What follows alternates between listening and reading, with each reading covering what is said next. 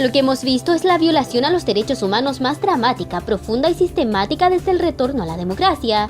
Así definió el presidente de Evópoli, Felipe Kast, los abusos y muertes que han sufrido cientos de niños a cargo directa o indirectamente del Sename. A raíz de ello, los presidentes de los partidos de oposición se reunieron con el ministro del Interior, Mario Fernández, en La Moneda.